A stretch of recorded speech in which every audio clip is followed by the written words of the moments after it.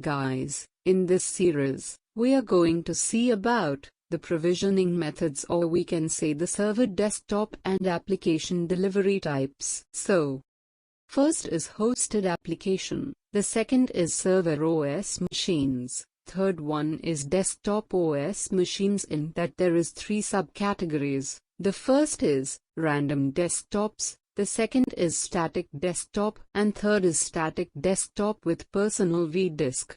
Fourth method is existing, then fifth method is remote PC access, then sixth method is local VM, and final seventh one is local application access. So these are the provisioning methods which we cover one by one. In this video we going to see about hosted application method. Hosted application. The hosted application method is a single share Windows Server environment, manageable and scalable solution within your data center. This is a most cost-effective application delivery solution.